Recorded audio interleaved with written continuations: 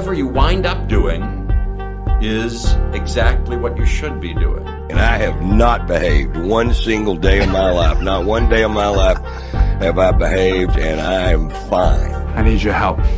I can't tell you what it is. You can never ask me about it later, and we're going to hurt some people. Whose car are we going to take?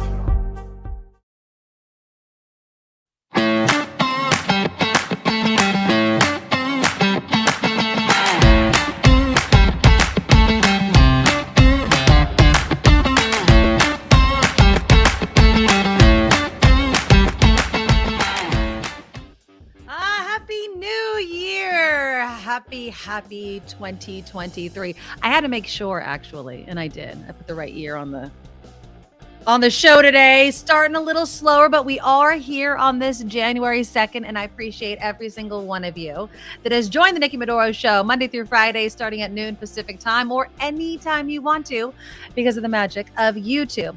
I also want to say to my canine co-anchor over here, Nugget, happy anniversary. Today, officially 2 years that we've had my pooch in our family. And I swear to God, anybody that knew me over at Station X knows, not a dog person, not an animal person.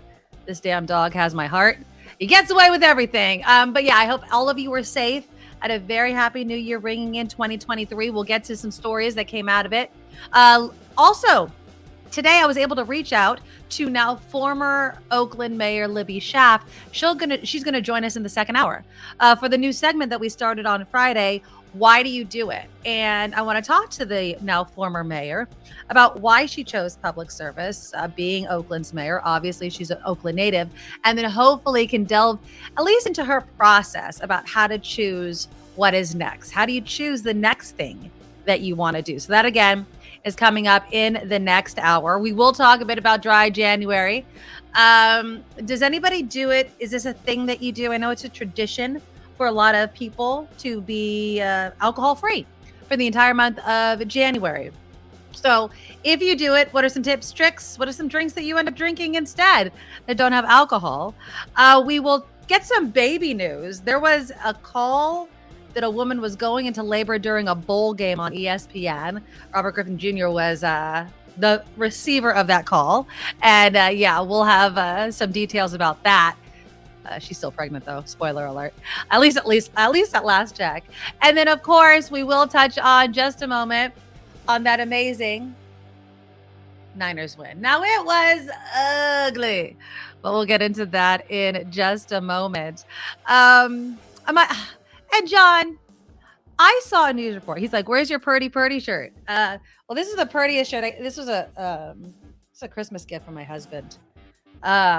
I don't have a Purdy shirt, and apparently, I was watching a local news, and they were saying that they don't even have the official jerseys for Purdy yet. Although I'm sure it'll be coming, because a lot of people want it. I mean, the guy is amazing. But before we get into that, and we are going to get into it in just a moment, please click the thumbs up button while we're thinking about it and the show is starting. YouTube loves it. It helps grow our show. So it's free, it's quick, it's easy. It takes just a second. Just click that thumbs up right underneath the video thing right here.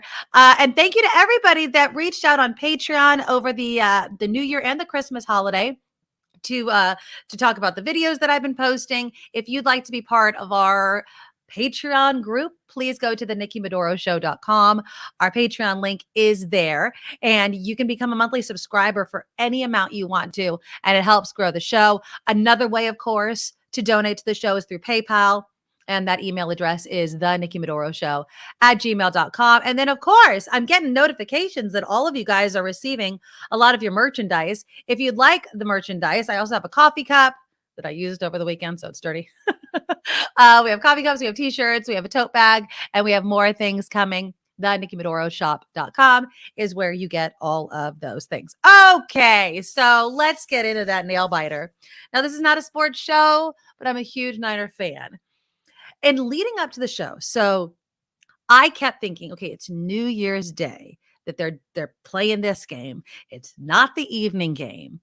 Do we think that they're going to be good boys, men, and not party hard on New Year's Eve so they're ready for the game? I'm not saying they partied or they didn't, but that D was not on point. The defense was not the defense that we had seen. Now, I understand that when you're playing, basically for the life of your season, as the Raiders were, right? They needed to win this game. They're going to play as hard as they can, and they played tough. I will give it to them. And I don't give the Raiders much because I can't stand them. Can't stand the team.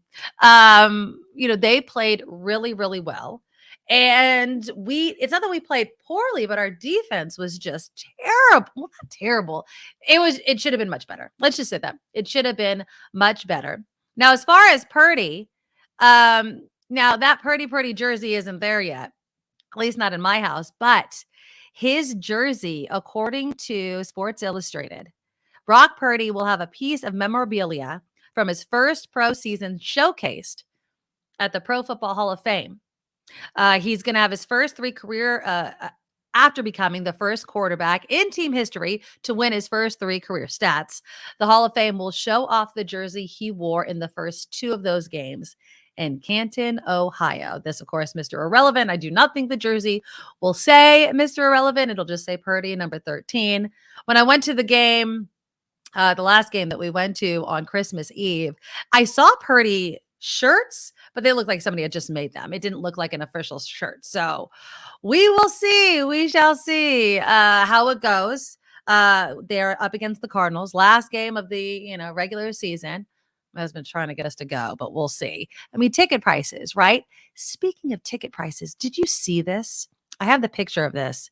And, I'll say the Raiders, they can charge whatever they want. I get that it's in Las Vegas, but look at this. Teams with the most expensive tickets and the Las Vegas Raiders, $501.84 tops the list of the most expensive home seat tickets in the 2021-2022 season. They are followed by the New England Patriots at about $362, the Tampa Bay Bucks at $352. Then we get into the 200s with the Chiefs, the Packers. I mean, it's really expensive. By the way, you don't see the Niners up there with the most expensive seat tickets. Now, we're a very, very good game, a very, very good team. I was looking yesterday for Cardinals tickets. Standing room only, I think, was between $80 and $100 a ticket. I don't want to stand the entire time. That is not something I want to do. I want to enjoy my time when I'm doing this, when I'm watching the game, when I'm cheering on. I want to put my drink down. I don't want to worry about people standing in front of me. So, yeah, I definitely would like to go, but we'll see. And, I think that the Niners could have done better, but a win's a win, baby. A win is a win. Did you also see the entire game? Because if you were here, obviously, was it Channel 2? Yeah, it's Channel 2 that airs the Niner game. But apparently, there was a problem for people watching NFL Red Zone. Now, due to the way Red Zone works, the broadcast cannot carry just one game when all the others end. That includes the late game overtime rule. So NFL fans were told if they were watching Red Zone that they had to head over to their local Fox affiliate to watch the rest of the game. Well, only a few markets are actually showing the game, and that was a great game. I mean, it went into overtime. It was back and forth. It was a great game. So only a few markets were showing the Raiders and Niners game overtime due to CBS having the doubleheader and the game not being broadcast nationally, which they should always be national. Now, as Tashawn Gibson made a key interception to set the Raiders up for a game-winning field goal, many NFL fans were looking to watch it, were left out in the cold. And this is the second time in the last several weeks that NFL Red Zone has come under fire for cutting off its broadcast ahead of a big moment. Look, if you are airing the game, air the game. I mean, that's why people are watching it. It's the second time the Raiders have been impacted by it this season. Blackout restrictions, of course, are tough, but there has to be a better way, many are saying, to deal with this. One person was saying the NFL has to figure out the late game OT not being on Red Zone or any other channel problem. And a lot of people were pissed off. But we didn't have that problem here in the Bay Area. And I would say it was arguably one of the better games to watch yesterday. Now, if you were watching ESPN, You may have caught this moment. So ESPN's Robert Griffin III found out his wife was in labor live on TV. Let's see if I can bring it up here for you. Yeah, I think I have it. Let me make sure the volume's up. So this is him. Now, you guys tell me, you watch this video. Part of me thinks it was a bit staged, but I don't think so. I mean, he was working. So here we go. I will give the Michigan players credit. They have answered time and time. Really? Look at him. He's in the suit right there. In the middle of the game. Sorry, guys. What's he doing? I gotta go. Wife is going To the bathroom? Let's go, baby. Wait a minute. Congratulations, Kate. Oh, let's go. 1, 2, 3. She's going into labor. Let's go. Get out of here. And we got PI. And there he goes. Take the ball. He's out. He's out. He hit the pad. Got it. Okay. I wasn't going to steal it. Calm down. He's gone. Ball boy. That's it. So yeah, apparently he got a call from his wife that she was in labor. Here he is. I do have a picture of them. I think I pulled it. His wife is in labor. She's gorgeous. She's just a gorgeous woman. I don't have it. But she had called him and she didn't even think that she was going to be able to get a hold of him. She was like, I don't know. But, here she is. Here, I could show you the picture now. She's gorgeous, gorgeous, gorgeous woman. But she called him and said, I'm in labor. There they are. But as women know, just because you are in labor, it doesn't mean that labor is going to be quick. I love this one headline. It says, Robert Griffin III found out his wife was in labor during a live ESPN broadcast, but the baby said, psych. As of Sunday, she was still pregnant. Apparently, the baby was not ready to come out. Griffin shared an update on Twitter saying he was able to get home in time as the baby had not been born yet. He said, we are at home and enjoying the other kind of 2023 fireworks. Baby girl must have known that mommy and daddy had never spent a New Year's apart. God knew where I needed to be. So I'm not saying it was staged, but I will say this. You know, you ever had your friend call in for you? There's an emergency and you have to leave when you're at work because you don't want to be there. You want to be home. What a great excuse. What a great excuse of not being at work anymore. But his wife wrote on Instagram. She says, I gave him a call in the middle of him being on live TV, fully expecting to not get a hold of him. But I guess when your wife is 9 months pregnant and calls you, you answer the phone no matter what you're doing. All I had to say was the word labor. And this man stopped calling a bowl game and took off sprinting to the car to get to the airport and get on a 4-hour flight to make it home. I love you more than life, baby, and I'm so beyond grateful for how you love me, care for me, and what you sacrificed for me. They already have 2 daughters together, Gloria and Gamia. I don't know if I'm pronouncing that right. Game, EYA. Griffin also is a dad to a daughter named Reese from a previous relationship. Gloria and Gamia. I bet you their next baby is going to have a G name. I'm never quite sure if I like that whole kind of thing. Who was it? George Foreman. Didn't he name all of his kids George? That's a little odd. But yeah, so congratulations, early congratulations to Robert Griffin III and his wife. His wife's name is also a G, I want to believe. I want to say. Yeah, Grit or Greta. So it's all G's. That's it. That's probably why they name all their kids G's. So it's just going to be like the G's, the G family. It's okay. But let me push back. I'm hearing that my mic is clipping. Maybe it's a little too close. But yeah, I don't know about choosing baby names is hard. Choosing baby names is extremely hard. Let's welcome Kim McAllister to the show. Happy New Year, Kim. Hi, Happy New Year to you. Got my Nikki Medoro mug. Happy to have it. I have my Christmas mug because I'm still in I have to tell you, it Christmas came mode. in such a strange way. It Really? came not in a box, but only in the styrofoam cube that you would take out of the box. So it was like the styrofoam. There was no cube arrived. outdoor out. There was no outer out of wrapping of this. It was just the styrofoam cube that was taped together with a label on it. Less packaging then. Good for us. I agree. Well, good. I'm glad it got there in one piece. So there you go. And I didn't take the Nikki Medoro sticker off the bottom. I know. It kind of sticks on there pretty hard. I I'll have have to one work on that. yeah, get a little bit of dish soap and soak the bottom of it in warm water for 20 minutes and it'll come right off. Okay, so you have a Jacob and a Julia. Now they both are J names. Those are your children. Did you plan that? Did you want J names? Was this a So thing for you? Julia, I knew 7 years before I had her, because I had to try really hard to have her, that was going to be her name if she was a Okay. girl. And Julia was my husband's grandmother's name, and also a name I loved. So a family Okay. name. And so then by the time I got pregnant a second time, Julia was about 4 or 5, and she had been wishing for a brother.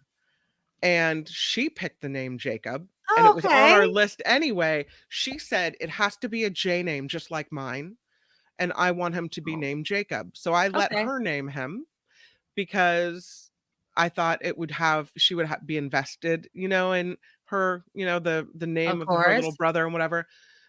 It worked for a while, and now they have no interest in each other. But Whatever. it was okay Yeah. for a while. So she did. So Julia, I mean, I guess did kind of want the Yeah. whole J thing to Yeah. continue. Yeah, Yeah. she did So it on purpose. She that's wanted him fun. to be a J just like her. So I didn't really pick that, but I don't mind it. I think it's kind of cute. I like the name Jacob. Yeah. I'm trying to go. My What? mom really wanted my son Dylan to be named Noah. I didn't. Okay. I like the name. I Yeah. wasn't feeling Noah. I I have a like Dylan. nephew named Noah. Yeah. I like it. But choosing baby names is hard. It is hard because, I mean, nowadays people change their name and it's no problem. But I still feel like, I don't know. It's hard to You change your name. have to approach it like this Mhm. is going to be their name forever, right? Yes. Yeah. Yes. Now for me, and I've shared this before, Marley is named after Bob Marley. We love reggae music. We love Bob Oh. Marley, and we named her not yes, that's where we got the name. Yeah. And then with Dylan was an argument even after he was born. We did not have a name for him. He was born. I was in the hospital for more than a day. Still no name. They kept coming into the room being like, you have to put something on the paper. Finally, my husband and Dylan was on my list. And I've shared this before, I always had a huge crush on Luke Perry from 90210, whose name on the show was Dylan McKay. And my husband was like, we are not naming him after, because he knew that I had a crush on him.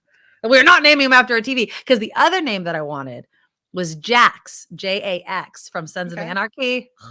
Hottie McHotter. And so he didn't want that either. But then finally, we need a name. We need to leave this friggin' hospital. And he said Dylan. And so Dylan's Dylan. And it's so funny. Once you name a kid, doesn't it seem like they can't have any other name other than that? My mom had a thing Mhm. in the hospital where, not in the hospital, but just in general, that the siblings' names should go together. They should sound good together. Oh yeah. I mean, we I call never our kids thought the that. Bobs because there's Bob Dylan and Bob Marley. So Okay. that's been a nickname for them when they're together, but that Yeah. wasn't planned like She that. said, you don't want names that your siblings' names clashing. You want them to sound good together. And I always thought that You don't was a want one little oil weird. and one vinegar. That doesn't make any No, sense. it's not okay. In my Um, names, it was my family, it was the spelling of names. So my Okay. mom has an Ley at the end of her name. Mhm. My uncle Brad has an Ley at the end of his name. And so when she named me, I got the Ley at the end of my name. Okay, there you go. There you go. Well, these are the top baby name predictions for 2023. Okay. Now, this is from a baby naming expert, which I don't know how you become one, but her name is Sherry Suzanne. She was being interviewed by the Today Show. Now, obviously, family members, cultural traditions, religious guidelines influence a lot of the naming, but so do celebrities, of course. So here she goes. She says parents of girls will continue to show interest in grandma names with strong sounds like Ruth, Josephine, Eleanor, and Eloise. Okay. My mom has a grandma name. What's Millie. her name? Millie. Is it Mildred? Well, actually, it's Milagros because that's pretty. but here in America, because Does that mean miracle? yeah. So, but she writes Mildred, even though like Mildred's not on her birth certificate as far as I understand, but just like it's like the Americanized version. So Mildred, but she goes by Millie. And I like the name Millie. I think it's cute now, but I always like it's kind of like a grandma name, like Esther. Right. And not knocking Esther's, but it does seem to be a kind of an older name. And I always it always boggles my mind. I'm like, how do you look at a little tiny baby and give them such this grown-up name? Yeah. But one of my best friends, her name is Dorothy. Dorothy, I think. Well, Yeah. that just reminds me of the Wizard of Oz. See, both of my grandmothers were named Dorothy. Really, that's Mhm. interesting. My dad's Yeah. mom and my mom's mom. So I think Um, that is a full-on grandma name to me, Dorothy. Here's some other names. But I love it. I love it. Yeah, I mean, I like Yeah. it too. Dorothy. I know actually a number of Dorothys. So this baby naming expert also says historically underused feminine classics like Lydia, Natalia, and Mhm. Cecilia will be popular, including very feminine choices like Ileana, Alina, and Athena. I like Athena. It sounds powerful. I don't know. I Yeah. like it. Let's see. What else did she say? And gender neutral names. River. I used to want to name my son River. That was another name I liked. Blake, Parker, and I Sloan. I What do love you think? Blake. Blake I is l cute. Blake was on my But top on my list. However, my husband said it sounds like either a trust fund baby or someone who eats paste. So it was no, nixed. Blake to me sounds like a trust fund baby. Yeah. Sounds like a rich boy name. Yeah. Like that he wears like Oxfords out of the womb or something.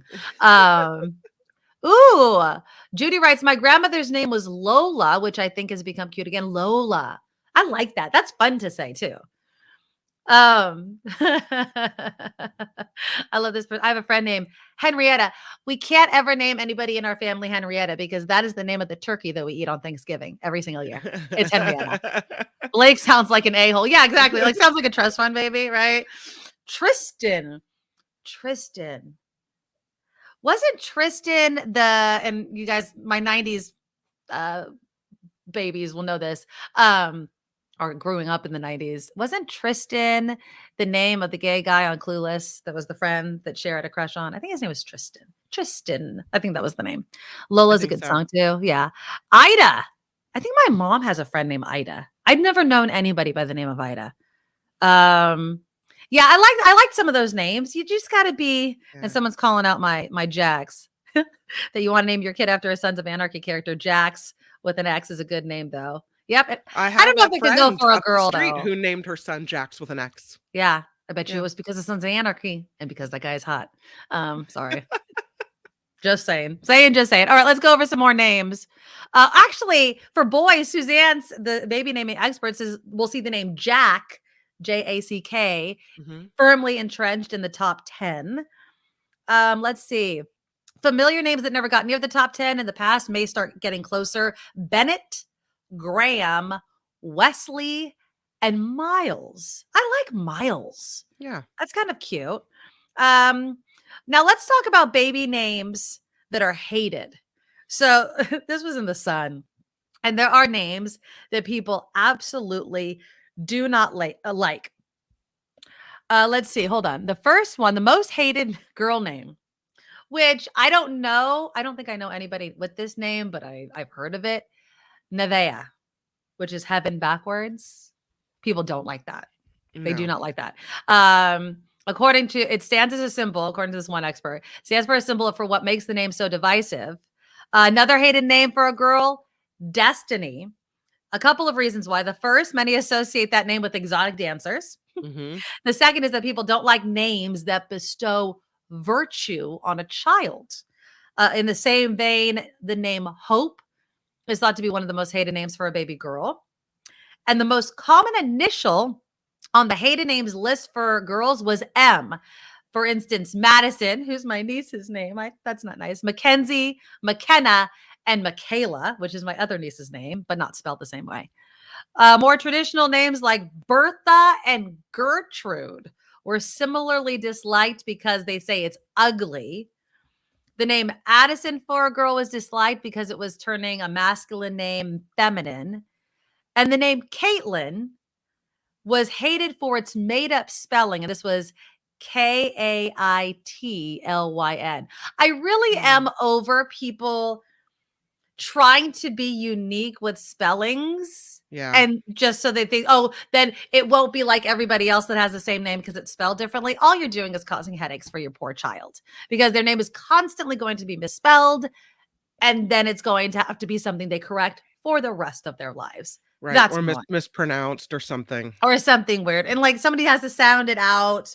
And it's like using 5 letters where 1 or 2 would work, those sorts of things. And then finally, the most hated baby names for boys. Jaden. I was going to be, if my daughter Marley was a boy, her name was going to be Zayden with a Z, Zayden James. Mm-hmm. It didn't happen. Now I'm like, I'm glad that didn't happen because of all the hate on the Aiden. Sometimes you kind of get a little too, people, in my opinion, can get a little too like, let's do something new. Let's do something, like not trendy. Let's try to set a trend. And it ends up being this weird name. It's like, what are you doing? Just pick a normal name. I was reading a story a few years ago. It was a psych study. Okay. Of people that had kind of odd names that you don't hear every day. Mm-hmm. I would say Zayden might be one of those names, but whatever. That type of name, apparently, people with normal names seem to have, and I don't even know why this is, less mental health issues than people with weird, wacky names. Oh, interesting. Well, because I have to try to find the study. I don't know. Well, I'm sure it's because it's a daily annoyance. Like I would be annoyed every single. That's why the whole thing about like Starbucks workers can never spell your name right on the cups. Now imagine that being your whole entire life. It's Neiman writes in, my friend named her daughter Nevaeh, and to be honest, I never liked it. Yeah, I mean, it's hard to name a human being. I'll be really honest. Another hated boy name, Hunter, because it was too violent. Michael, which is my brother's name, it's hated because it's too boring. Okay. And then people were particularly vexed by the name Bentley because branded names are thought of as trashy. Like Bentley and Mercedes? Yeah, something like that. Yeah. I don't like also, and I'm not trying to just really pile on here, but the whole Northwest thing, Kanye West and Kim Kardashian, Northwest. Yeah. I don't like that. I don't like being cutesy with that because you're just asking to be made fun of, because kids will find anything to make fun of already. You don't need to help them out. You know what I mean? Like you really don't have to do that. ESPN. That's a terrible name. Do not do that to your child. No. It is wrong. Someone's saying Tucker. Yeah. Tucker, don't name your child something that can be rhymed with a curse word. That's really difficult. As a Nikki, we all know what that rhymes with, and it's annoying. It's very, very annoying. Yeah, Apple. That is Gwyneth Paltrow's daughter. That has to be hands down the worst name. Apple. Don't you think? Yeah. I feel like it's a name that people, because remember when she did it, people were like, oh, there's gonna be so many apples now. I don't know an apple except that one. I've never, ever. Or a plum or a pineapple. Yeah, it's just not something that I would do to a kid. Now, speaking of babies, I'm up against you. Let me play this real quickly, and then we'll name the baby and the baby thing. So, and we'll get into the New Year's. My God, it was no ball drops, awkward ball drops. Trump's party was a big old. So we'll get into that after Kim's news. But look at this. So this was Andy Cohen. Remember, they weren't allowed to drink on their New Year's Eve broadcast, but he and Anderson Cooper brought on Nick Cannon, and they were talking because Nick Cannon has all kinds of babies, babies and baby mamas, and I think he's at 11 or 12. So here was this exchange. Nick, I mean, you are single-handedly repopulating the earth. I give it up to you, man. What is your plan here? What is your end game with the kids? You just want to keep going, or is there a number? Do you want to hit 20? Annie, where are we going with this? Clearly, I don't have a plan. No plan. So, honestly, man, it's really just so much joy and elation to have the family that I have, and I embrace it and I love it. But I don't have a plan. That should have been clear from the jump. A vasectomy? That would be good. Is that what you want me to get? This is my body, my choice. Yes, that is right. Good for you. Good answer. Nick, do you have any New Year's resolutions? I don't make condoms. resolutions, man. Like I said, I'm just so happy for health and want to continue to be as healthy and is filled with as much gratitude as possible for the next year. By the way, given that you do have 12 kids, do you have any advice for new fathers out there? I mean, just operate out of love. I mean, some people may say that's what got us here in the first place, but that's what I would always do, and pretty much. always do it with a smile. Yeah, no, I mean, Nick Cannon, yeah, he's rich, so I guess he could support all these children, but maybe just buy condoms. That would be good. That would be good. I don't Okay, know. I mean, you have got to be extra rich, right? that's a lot of children, and it's not just with one woman. You know what I'm saying? No. So we got a lot of different things to pay for, if you know what I'm saying. So, but good luck to him, and I bet you anything he'll have more kids in 2023. We'll do Kim's news in just a moment. When we come back, I do want to touch Trump had a New Year's Eve party at Mar-a-Lago.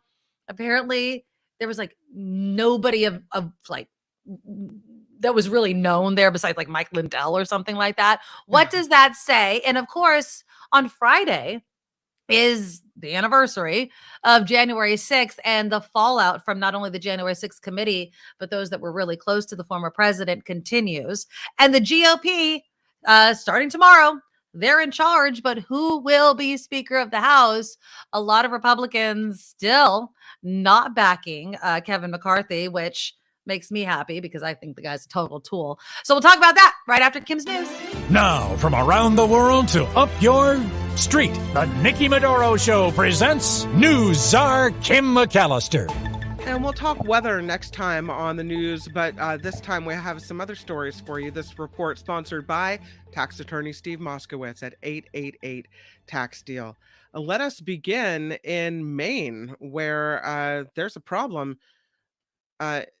There's a problem with this man who is now facing charges of attempted murder after allegedly attacking 3 New York City police officers with a knife in Times Square on New Year's Eve.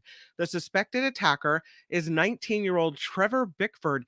He is in the hospital after being shot in the shoulder. Sources tell the New York Post Bickford was already on the FBI's watch list after what they say was him recently being radicalized. And Pope Benedict the Emeritus, the 16th's last words, apparently an expression of his faith. On Sunday, the late Pope's longtime secretary told the Vatican's official media a nurse attending the 95-year-old Benedict heard him say in a very faint voice in Italian, "Lord, I love you." He died about 6 hours later on Saturday morning. And U.S. Senator Richard Blumenthal is calling for airline reform. Of course, this after Southwest Airlines canceled and delayed a huge number of flights. The Connecticut Democrat is proposing a passenger bill of rights, which would require airlines to provide refunds and fare compensation after any type of flight delays that were caused by the airline. So that would be good for consumers. I'll tell you what. Between 2020 and 2022, California's homeless population expanded more than any other state. That, according to the latest census data, which shows the homeless population in California grew by nearly 10,000 in that span, raising the total to more than 170,000 homeless people.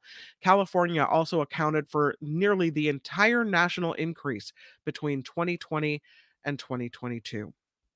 And from poverty to riches, here we go. Once again, the Powerball jackpot continuing to grow. Tonight's jackpot and the multi-state lottery game will be worth $265 million. As for Tuesday's Mega Millions jackpot, that's worth $785 million. Ooh, that's cool. Oh, look, it's like a window. You can see me through it. Isn't that cool? This report sponsored by tax attorney Steve Moskowitz. For more than 30 years, Steve, whom we adore, has put his tax knowledge to work for individuals and businesses alike. So if you need help with your taxes, you got to call Steve. It's 888-TAX-DEAL. It's also MoskowitzLLP.com. I'm Kim McAllister on The Nikki Medoro Show. Thank you, Kim. Thank you so much. Yeah, so I hope everyone had a nice New Year. Now, Kim, did you stayed in, didn't you? You stayed at home? Yeah. Yeah, I stayed home too. We had a couple of friends over that had kids, played some games, watched the ball drop, but didn't. Apparently, like, CNN was having audio problems, so Don Lemon didn't even hear it happen. He's like looking at the screen. You couldn't even see it. ABC apparently also flubbed their ball drop, although I didn't see that one. I was on CNN. And then the former president, Donald Trump, of course, had a party at Mar-a-Lago. Now, in past years, a ton of celebrities would show up, right? Well, this year, the highest profile figures apparently were legal advisor Rudy Giuliani, pillow maker Mike Lindell, pollster Dick Morris, which I would not even have any faintest idea what he looks like. And only his second oldest son, Eric, and wife Laura attended. I guess everybody else had plans, which is surprising because usually all of his children show up at his party. So could this be people really trying to create more of a distance between the former president and presidential candidate for 2024 and now this new legislative session? Tomorrow is when the GOP is officially in charge of the House. But who, my friends, who is going to be the next Speaker of the House? A Republican governor, Asa Hutchinson. I thought, so I'm going to play you this interview that he was giving on ABC this week. And I thought for a second with everything leading up to it, that he was finally going to say the words like, nope, we're done with him. Not quite, but they're getting there. So here again is a Republican governor, Asa Hutchinson, talking about his support for the former president. If Trump does become the Republican nominee again, will you vote for him? Will you support him? Well, I'm going to do everything that we can to make sure there's alternatives, that he is not the nominee. And of course, that's all depends upon who else is out there. But I do not believe that Donald Trump should be the next president of the United States. I think he's had his opportunity there. I think January 6th really disqualifies him for the future. And so we move beyond that, and that's what I'm going to be focused on. So if January 6th disqualifies him, if you're going to do everything you can to be sure he's not president again, will you not support him if he is the Republican nominee? Just a simple question. Will you say, look, I'll write in another Republican? You don't have to support a Democrat. You can write in another Republican. That's what Larry Hogan's done twice. So this is the question that I just wish Republicans could say yes or no to, but he can't. Here you go. Will you say, I'm not going to support him no matter what? Well, I want to see what the alternatives are, and it's premature, Jonathan, to get into what might happen in 2024. That issue will come up, but I want to see everything I can do to make sure there is the alternative and that Donald Trump is not the nominee of the party. That's the first thing, and let's figure out how to do that. So, I don't know. It's kind of what's that answer? He should just say, no, I'm not supporting him. I'll write somebody else and I'll write my own damn name in if I need to. You know what I hear when he says that? And I also saw a little smile on his face as he said it. I heard, we'll see what he can offer me. Oh, good point. We'll see what he comes up with. If what he can promise me, then I'll give him my vote. That's what I hear. Yeah. I hear corruption. I hear, pay for play. That's what I hear. Because of what happened on January 6th, I think anybody that immediately did not separate themselves from Trump, like Liz Cheney and Adam Kinzinger did, just shouldn't even be in politics. And now there are some texts that have been revealed by The Hill. Hope Hicks, remember her? She was the top aide to former President Trump.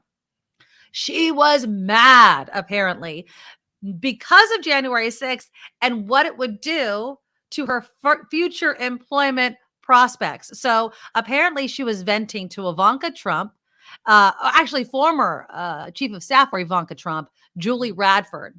This is what she said. She said, all of us that did not have jobs lined up will be perpetually unemployed. I'm so mad and upset. We all look like domestic terrorists now. She said, this made us all unemployable, like untouchable. God, I'm so effing mad. And then she wrote about Alyssa Farah Griffin. Remember, she's now on The View.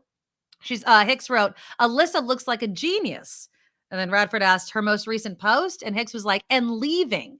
Because yeah, she resigned. And then January 6th happened. And I know the mother of Alyssa Farah. I used to work with her, and she's worked in media her whole life. Her father has as well. And I'm sure just getting advice from people that are not so close to the whole thing, like, you need to get the hell out of there. They saw the writing on the wall, and maybe Alyssa also did as well. I can't speak for either of them. But yeah, that was the smartest move. Get the hell out of there. This is starting to stink to high heaven, and you do not want to be on this boat as it goes a-sinking.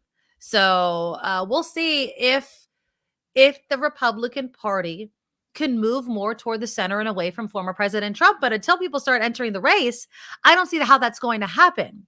Now, Republican Congressman Bob Good was on Fox and Friends and was talking about Kevin McCarthy and whether or not people are going to support him enough to be the next Speaker of the House. So here is his interview again on Fox and Friends. You are looking live at Capitol Hill, where Republicans should take control of the House tomorrow. But first, they have to elect a speaker. Kevin McCarthy reportedly told fellow Republicans he will support a rules change, making it easier for Congress to change speakers in a bid to get support of those against him. He will say whatever he has to. This asshat will say whatever he has to become Speaker. That's all he cares about. There's no principle with this guy. There is only him and his political aspirations, but let's continue. So what will that concession make a difference to the 5 Republicans, including our next guest, who say they will not vote for McCarthy? Virginia Congressman Bob Good joins us now. Congressman, thank you for taking time joining us here on the January 2nd, first day. You're going to have a busy day tomorrow on the Hill. My first question to you, sir, because you're one of the 5, is there any scenario under which you could support and vote for Kevin McCarthy? No, I won't be voting for Kevin McCarthy tomorrow. He's part of the problem. He's not part of the solution. I'll be following the will of my constituents, the voters of Virginia's 5th District, who hundreds of which have told me over the past couple of years not to support Kevin McCarthy. What I told them when I started my first term 2 years ago is I would judge him by what he did as minority leader, and there's nothing he's done to earn my vote. There's nothing that indicates to me that he's going to change his pattern since he's been in leadership, where he's part of the swamp cartel. He's the reason on the Republican side why we passed massive omnibus spending bills like just got rammed down our throats by Republicans in the Senate. See, and this part bothers me, though. Right? Because on one hand, I don't want Kevin McCarthy to be Speaker. On the other hand, I don't agree with these people that are on the far right. So it's this weird situation where who should the GOP support, if not Kevin McCarthy, and not morons like this guy who doesn't even understand that we needed to pass that spending bill to keep the government running. But let's let Congressman Bob Good continue to bloviate about it. Leadership, since he's been in leadership over the past 8 years, there's nothing about Kevin McCarthy that indicates that he will bring the change that's needed to Washington or that's needed to the Congress, or he'll bring the fight against the Biden-Schumer agenda and represent the interests of the voters who sent us to Washington to bring real change. He doesn't mean change. He does not mean change. What change? What specifically do you want to get done? Nothing. This is a party of complainers. I swear, complainers, not people working towards solutions. It is whatever the Biden-Schumer agenda is, we are against. Why? Explain why and what you would do better. Explain how we pay for things that need to get done. It blows my mind, but let's do it again. Here we go. Congressman, you wrote in an op-ed that we must elect a speaker who will pursue a true conservative policy agenda. So if it's not Kevin, who would you vote for? Well, what we'll do is we'll block Kevin. There'll be, I suspect, 10 to 15 members who will vote against him on the first ballot tomorrow that will vote for Andy Biggs. But then I think you'll see on the second ballot an increasing number of members vote for a true candidate who can represent the conservative center of the conference, can motivate the base, inspire Republicans across the country, get to 218 votes, bring our conference together to fight against the radical Democrat agenda, the most extreme agenda we've ever seen. Wait, let me stop you there. Who is that name? We here we are in the 11th hour. There are no names. Give me a name. It's not Amy Biggs. Amy Biggs isn't going to win. Well, I'm going to resist for a few more hours what I have resisted for the last several weeks, because, as you know, if we were to put forth a name right now over the last few weeks, that person would suffer all the attacks and retaliation. I wonder why. You don't have a name. I mean, what leader? Absolutely. Griff, you'll see that name tomorrow on the second ballot. Okay. Why would the person that they put up be just attacked? Why? Because you can attack almost every Republican, apparently. I mean, why would you not give five people? You know, we have so many qualified Republicans that can lead this conference and can not only, support Republican policies, but can work across the aisle. Those words are not able to be said by Republicans because their entire party is splintering between those that are Trump loyalists and those that are holding on to conspiracy theories and those that, are just trying to get away with not having any solutions, but are just complaining about every problem out there without working with the president or the other side to find a solution.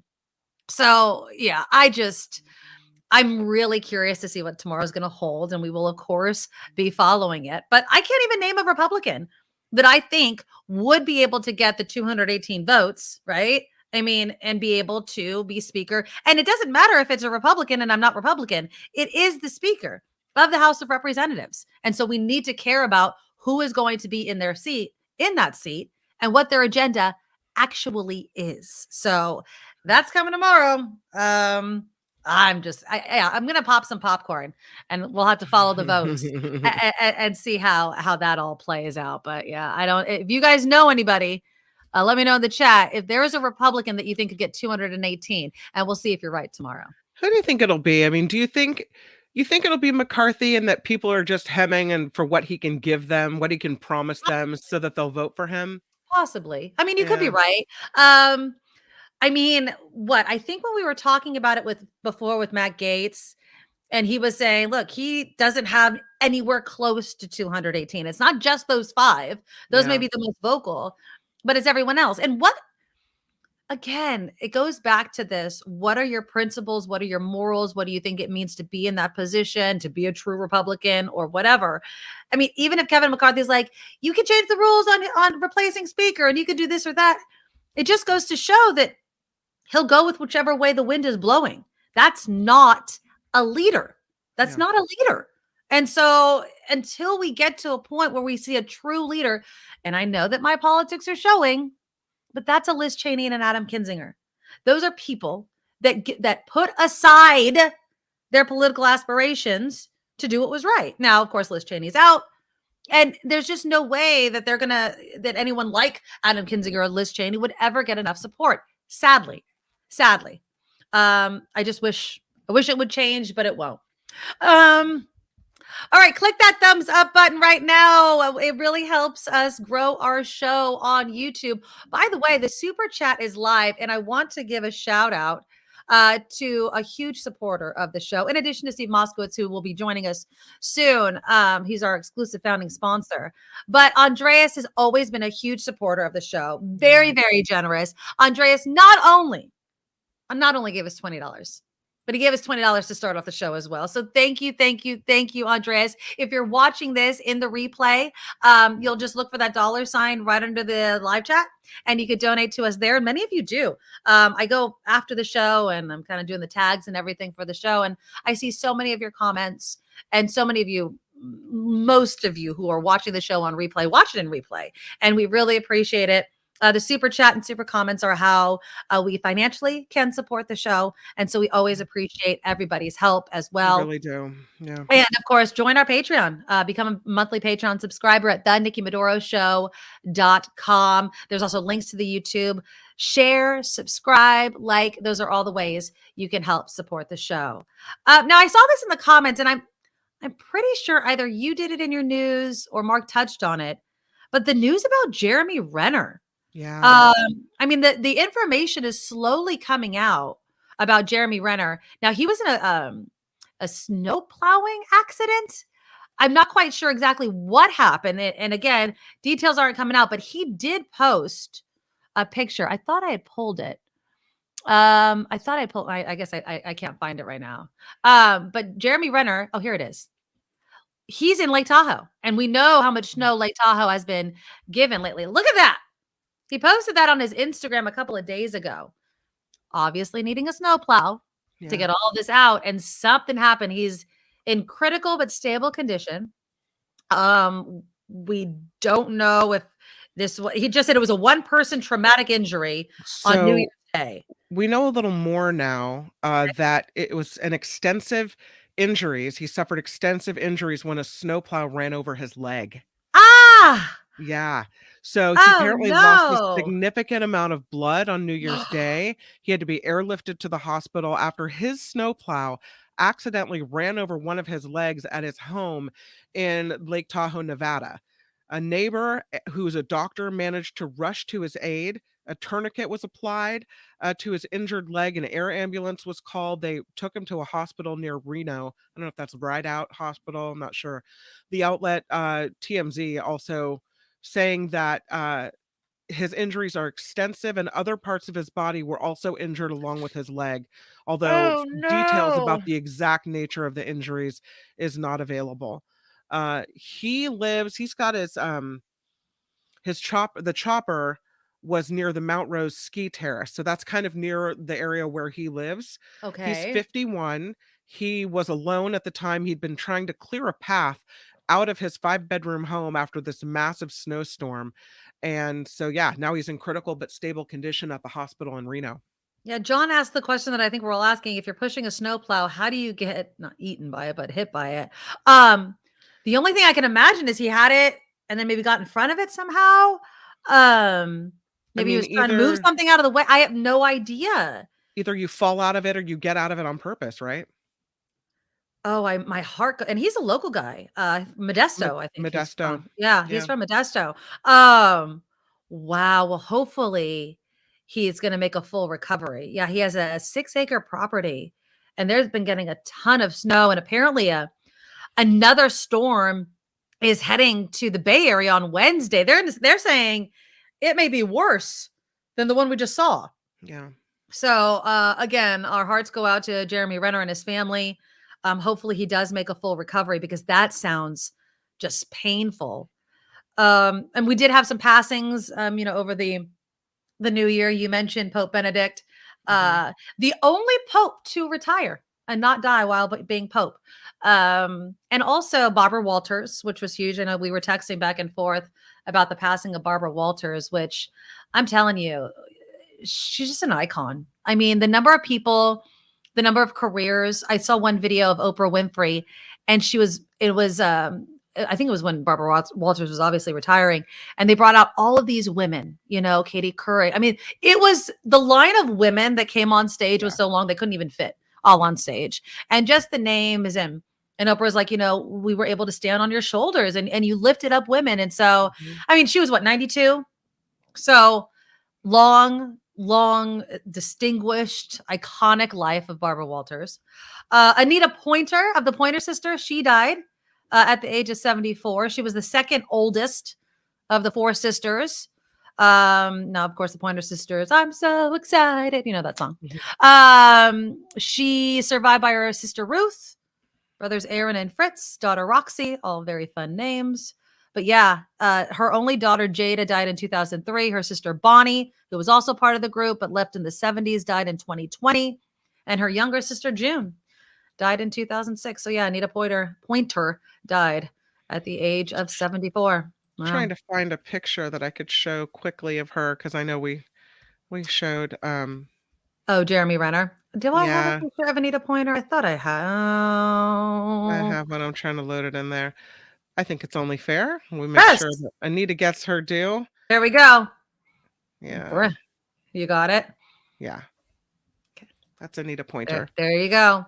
Yeah. I know. Some people say that they are from Oakland, that some of the Pointer Sisters lived in Oakland, but I know at least one of the Pointer sisters, and I'm not sure which one lived in Novato because their children were in my mom's class in Novato. Oh, really? Yeah. So Anita, Ruth, Bonnie, and June did grow up in Oakland, but then they must have moved, obviously, at least according to the Associated Press. It's not saying anything about Novato on the Associated Press thing. But yeah, Bay Area ties to the Pointer Sisters. My parents loved the Pointer Sisters. I grew up listening to all that kind of music. But yeah, it's one of those things, like I mentioned this last week. It's not as if people aren't sad of losing, major people like Anita Pointer, Barbara Walters, the Pope, who, I mean, you were saying last week, it goes in threes. I feel like we've lost a lot of big name people in the past week or so, way beyond three. But again, we're also at that age where it's going to be happening more and more. But yeah, exactly. Eric's saying exactly the same thing. It's not happening in threes now. It's lost a lot of famous people. Yeah.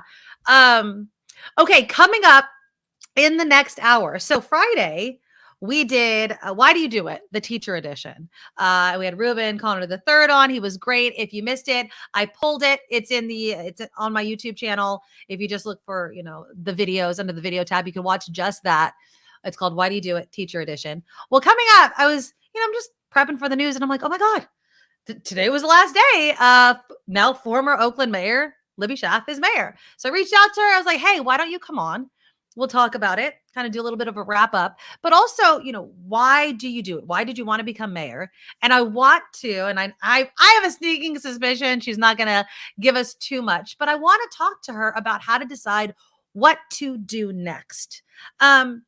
Doing this YouTube show after being on Station X, it's a big jump because we're going from radio to online and the whole visual aspect, but it's the same type of talking with people, talking about current events. So not a complete 180, right? Just kind of the medium that we're using. But for her, I really want to see if she's going to be staying in public service or if she's going to do something completely different. Right. I'm going to assume it's probably the former, not the latter, but we'll see. So we'll have Why Do You Do It? The Mayor's edition coming up after Kim's news. Also, if you are flying, there appears to be one tiny device that is a must-have now. And one woman laid out quite the ordeal her bag went through as she was separated. And then towards the end of the show, I do want to get into dry January. How many of you are doing it? Have you done it before? Is this a thing that you do? I've never even heard of this dry January. You've never heard of dry January? What kind of baloney is that? No, it's been a long time thinking, Miguel. So you just have to hang out with people that aren't total lushes. Someone earlier was talking about sober October. No, we don't do that. No, that's not a thing. That's my birthday month. That's not happening. So do you do dry January? Have you done it? Have you been successful? Do you start yesterday or do you start today? Because some people are saying New Year's Day doesn't count. You need a little hair of the dog to get it all together. So we'll do that towards the back half of the show. But first, let's take a look at some news. Now, from around the world to up your street, the Nikki Medoro Show presents News Czar Kim McAllister. And this report sponsored by tax attorney Steve Moskowitz at 888 Tax Deal. Let's start the news with some pretty dramatic pictures. It's a big storm, very big storm, moved through California over the weekend. That New Year's Eve storm that pounded our state brought down massive boulders in the Sierra. They landed on Highway 50 near Kybers and the El Dorado National Forest on Saturday night. Caltrans District 3 says the boulders are so massive that they will require explosives to remove them from the roadway. Officials say no one was injured and one lane remains open in each direction there. There are other roadways in the Sierra that remain impassable because of all the stormy weather in the area. Sacramento, let's go here. This is the picture of the levee break on the Cosumnes River that happened over the weekend as well. And it was leading to evacuations, dozens of people trapped in partially or completely submerged vehicles along Highway 99. Many were rescued. One person, though, was found dead inside of a submerged vehicle Sunday morning. Previously, a person was reported missing who was suspected of being swept off a roadway. So pretty big deal. The word is that crews will be able to put in some temporary repairs before the next storm moves in so that the levee may hold in the next round of rain that we're getting. But there were a lot of people who had to leave their homes. Here in the Bay Area, we had a lot of people affected by flooding as well. This is San Francisco, just one of many communities around the Bay Area affected by all of the water. The Bay Area picking up after this New Year's Eve storm brought more than 5 inches of rain in some areas, including San Francisco. There were mudslides in the Santa Cruz Mountains, road closures, people trying to deal with problems. The San Francisco Fire Department says neighbors were helping alongside firefighters. At least 4 homes damaged and red tagged in the Bayview area. There were other reports of flooding, though, in the Castro, in Danville, in the Santa Cruz Mountains, on the peninsula. So just really a mess for a lot of people. We'll move to Idaho now because this is the arrest of the man accused of murdering 4 University of Idaho students who plans to waive extradition. Brian Koberger allegedly stabbed and killed 21-year-olds Kaylee Gonsalves, Madison Mogan, and 20-year-olds Zana Kernodle and Ethan Chapin in a house near the Moscow, Idaho campus back in November. The 28-year-old Washington State University graduate student was arrested last week in his home state of Pennsylvania. Again, looks like he will be moving quickly to Idaho to face charges in this case. It also looks like federal agencies failed to communicate in the Capitol attack on January 6th. Yeah, we kind of knew that, right? Former chief of the U.S. Capitol Police, Stephen Sund, making this assertion in a new book that he's written called Courage Under Fire, according to the Washington Post. Sund reportedly wrote, "The security and information sharing policies and mandates put in place after September 11th failed miserably on January 6th. Elon Musk is aiming a new Twitter Files report at Dr. Anthony Fauci. I hadn't heard of the Twitter Files reports until now, but Musk teased that this week's report will focus on the now former National Institutes of Health, Allergy, and Infectious Disease director. The Twitter Files are the work of journalists that Musk has designed to address controversies at the intersection of politics and media. And of course, Avatar, The Way of Water is dominating at the North America box offices. The follow-up to James Cameron's 2009 blockbuster has grossed an additional $63 million over the New Year's weekend. And the special effects feature has made over $421 million in the US and Canada since its release just 3 weeks ago. And this report sponsored by tax attorney Steve Moskowitz. For more than 30 years, Steve has put his tax knowledge to work for individuals and for businesses. So if you need help with your taxes, call 888-TAX-DEAL. You can check him online as well at moskowitzllp.com. I'm Kim McAllister on The Nikki Medoro Show.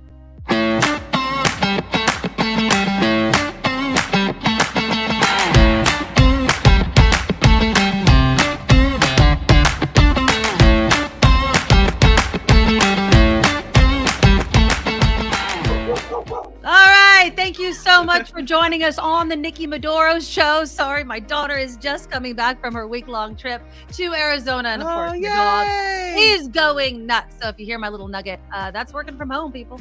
That is working from home. Okay, click the thumbs up button while we're starting the show. It helps YouTube, and we absolutely appreciate it. We also appreciate this next guest to our show. Now, last Friday, we talked with a teacher. And we were talking about, why do you do it? Why do you become a teacher? And teachers are very important members of our community. And the reason why I want to keep this kind of feature going is because who makes up our community is important, who we value. And some of them, own restaurants, trying to get a restaurateur on. They work with the sanitation department, and some of them are our public servants. And so I want to welcome somebody who has been very, very involved in this show, both at Station X and as we moved over here, because this is Why Do You Do It? The Mayor's Edition. Yeah. And so I want to welcome Oakland's 50th Mayor, Oakland Mayor Libby Schaaf. Oh, Mayor, we can't see you today, but Mayor Schaaf. Do we have you? Can you hear me? I'm here. Can you hear me? I can hear you, but I can't see you, unfortunately. I don't know if your why. Oh, is your maybe your camera? I don't know. We can't see you, unfortunately. It's like the lights are off, but it's okay. Oakland Mayor Libby Schaaf is here. Kim, can you find a picture of the mayor so everybody I knows? can indeed. Absolutely. There we go. I'll find a cute one. So, Mayor, when I texted you earlier, I said, hey, I don't know if you have time to come on. And you're like, I stopped being mayor 8 minutes ago. So I definitely have time. Oh, we're getting something. There you are. Oh, there you are. Yay. I'm so happy. No makeup, no contacts. Good. This is okay. This is what 2 hours after ending and being Oakland mayor looks like, huh, Mayor? That's right. So how does it feel? How does it feel? I'm just full of emotion. I'm full of gratitude. My staff has been kind of texting today, and everybody is kind of in their feels because it's like being in a foxhole some days, and other days it's riding the float at the Warriors championship parade. It's the highest highs, it's the lowest lows. And Nikki, I hella love the town. This is my hometown. I am born and raised. I am ride and die. I love Oakland. And, if I could answer your question in one word, why I do it, it's because I hella love Oakland. There you go. Okay, so let's talk a little bit. Let's go back a little bit. Let's go back to you deciding to even run to be Oakland's mayor. Why did you want to do it? And I don't want the politician answer. I want the you're not mayor anymore answer. Why did you want to do it? Well, I think I'm going to give the same answer because I've certainly tried to be an authentic person throughout my time in office. And, I think people think these are things that are plotted out or it was some sort of childhood dream. Like none of that is true. I literally made the decision in one moment. And I will always remember I was sitting at, I think it was Scott's Seafood or the waterfront. It was somewhere in Jack London Square, and the Chamber of Commerce does a poll every fall. And it was while looking at that poll that I made this decision, because the poll said a few things to me. One, it said that despite Jean Kwan's incredible work ethic, her ethics and integrity, her progressive politics, which I agree with. I mean, on a policy level, we actually are really similar. That the polls were showing that just Oakland was not feeling her and that she was not going to be reelected no matter what. And at the time, the only other people that were running were two guys. Love you, men. I'm married to one, but they had like zero experience in government. And I had already logged, like 15 years in different positions with the city of Oakland, working for Governor, then Mayor Jerry Brown, working for the president of the city council, De La Fuente. Like I had, a lot of knowledge. And I felt like Oakland was at this moment where like it could be revitalized. Like there was like this feeling that like the scales were tipping, like double Dutch and like the girls trying to decide whether to run in. Like it felt like people were ready to kind of like get in on Oakland. But as an Oakland native, I was not going to sell Oakland's soul. And I was worried that people that didn't love the city, love its legacy, love its secret sauce, could really abuse the moment. And I just, in that moment, felt like I had the skills to take advantage of the moment, but I had the heart and soul and love of the city to fiercely protect my town. Yeah. And I literally texted my husband and said, we got to talk. Because the polling also showed that I had never seen poll results of myself. And they were obviously favorable in that poll. And it literally, in that moment, I made that decision. I would assume that you don't regret that decision, although it's not been an easy 8 years. Let's talk about first the lows. What do you wish didn't happen that you did better now that you can look back on the last 8 years? Yeah, well, I mean, the lowest lows was the ghost ship fire. And I'm not sure there's anything I could have done differently. And, we've tried to keep that needle threaded that we are going to protect our artists and our creative community, and that we're going to try and have safety and affordability and a creative community at the same time. And I've tried to insist on threading that needle, not swinging or reacting too far in either direction.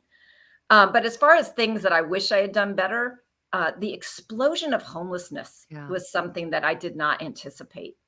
When I ran for mayor, it was not a top concern. It was not something that, I mean, Oakland has always had poverty, but not the level of like street homelessness that kind of it exploded. And for the longest time, I kept on saying it is the county's responsibility. Talk to the county. They run social safety net. They run public health. They run mental health. Talk to them. And I wish that I had just, dove in feet first, head first, heart first, from the get-go, because we actually did some pretty great things. We pioneered interim housing solutions with the cabin community model. We pioneered one of the most effective homelessness prevention programs with Keep Oakland Housed.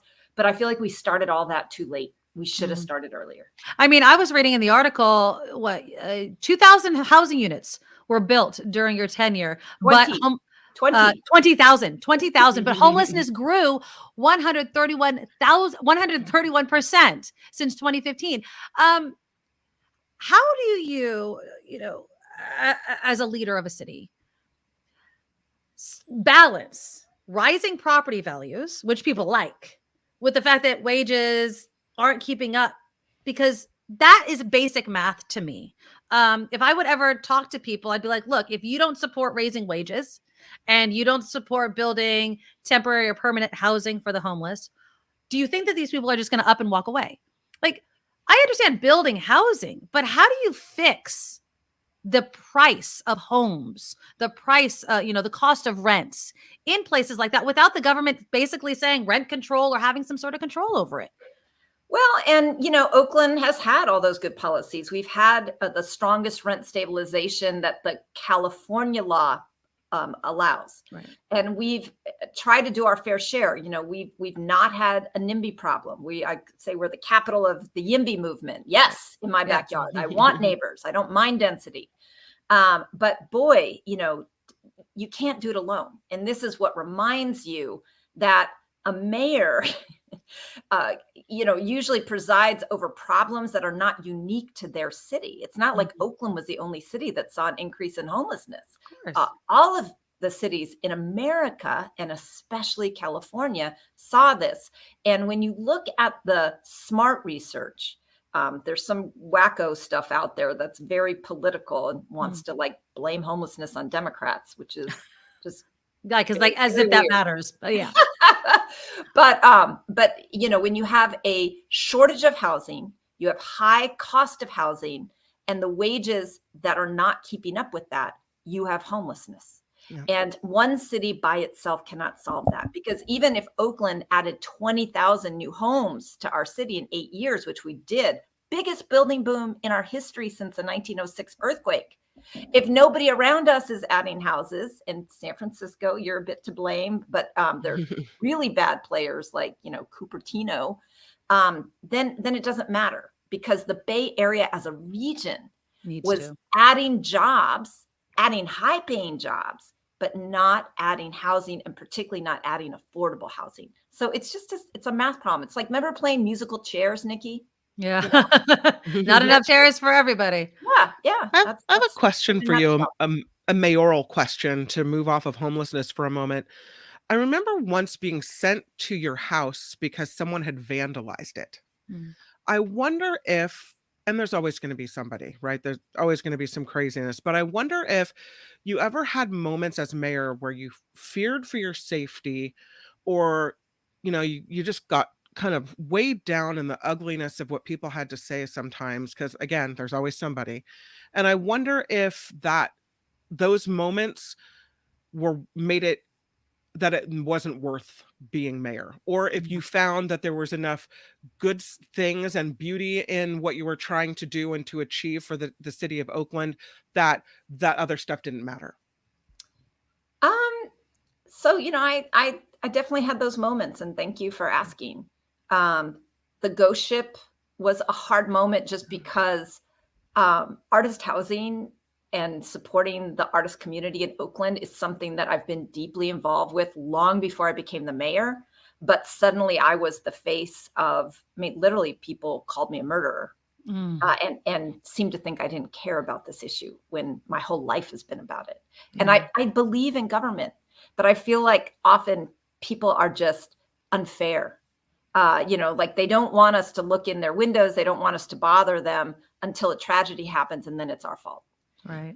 But on a very personal level, as a mother, there was something about people coming to where my children sleep that crossed a line. And the night of that vandalism, the scariest part about it, like the paint, actually some of it didn't come off. It's still on our house. Really? We have a stone wall, and somehow the paint just soaked in, and no matter how much pressure washing and scrubbing we did, it's still there. You can see it. But what they did, and I was still up. I was awake when this all happened. I was working late, and they set off firecrackers and then started pelting our house with these, clay balls filled with paint. And so I thought our house was being shot up.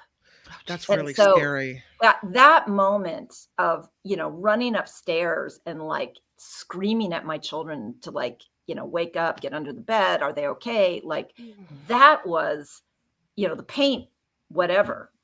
But yes, I constantly felt in fear. When I did the ICE raid, I had all sorts of crazy right-wing people posting photos of my children on social media saying they hope someone kills them.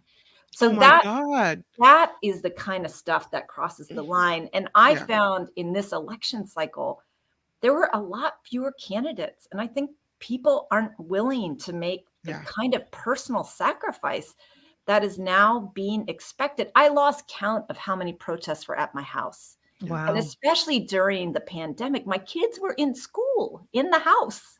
And there's, a lady with the loudspeaker all day long. And that's just too much. And especially if you want women and you want moms, you want parents with school-age children. And believe me, you want parents in office because they make policies that help other parents. Yep. I just think it's too much. And we do need to think about how we balance, our beloved right to free speech, which as Americans we cherish, but also just a recognition that, yes, politicians need to have a sanctuary that is their home. I love that you mentioned that. And thank you so much for being so honest about those emotions, because I feel like when people choose what they want to do nowadays, I don't know, being a politician seemed kind of boring. Yes, there'd be, assassinations of presidents, but okay, you want to be a city mayor. You wouldn't think that it would be such a divisive thing. It would be hard work. You'd have to be, on the ground with the people there. So what made it worth it for you? Talk about some of the highs. When you think back on the last 8 years, there's, obviously political wins, but what do you remember most? What puts that warm feeling in your heart as being mayor of Oakland? Nikki, the children. And, part of leadership is planting seeds where other people will enjoy the shade. But, these children will never know that, we're the ones that put in, universal college savings accounts for every low-income baby for the next generation, universal college scholarships for every OUSD graduate for the next generation, and universal preschool for the next 30 years. So those wins, closing the digital divide during the pandemic and keeping it closed for 3 years now for school students, those are big wins. And, the thing that I always said gave me the most joy as mayor was looking into a young person's eyes and telling them, I'm the mayor of Oakland. I know a lot of people. I meet a lot of people, and I am telling you, you are special. You are brilliant. I can just see an incredible future in front of you. Promise me you will never forget how awesome you are. That was my favorite thing. That has to be really cool. That has to be probably near the top of the coolest thing you do as your job. Now, you're not mayor anymore officially. Now, Sheng Tao, you were not backing Sheng Tao. But she apparently she was homeless herself at one point. What do you, look into your crystal ball. What do you think is going to be her maybe obstacle, her biggest thing that she needs to tackle? I would assume homelessness. Maybe she brings a different perspective to it. what do you think? You think Oakland's in good hands? I do. Look, she wasn't my first choice, but she was on my ballot. She was a choice of mine, and I've known her. We actually met because our kids went to elementary school together. Oh, nice. Yeah. And ironically, so did Lauren Taylor's kids. Like all our kids went to the same elementary school, 45 elementary schools in Oakland. You know, what are the chances that all our kids went to the same one? And it's the same elementary school Lauren Taylor and I both attended ourselves growing up. Oh, how funny. Yeah. Oh, wow. Who knew? Walking Miller Wolverines, go. But so I think Sheng Tao has a lot of grit. She is decisive. She is good at seeing compromises. So I have every confidence that she will be a great mayor. I think she's inheriting a hard time. People are super grumpy. People, stop being so grumpy. We survived the pandemic. We've, seen that we can come together and take care of one another. I know we are afraid of changes, but changes also bring possibilities. I think we're going to redefine how we work. I think we're going to have better live-work balance and have more hospitable work conditions for parents.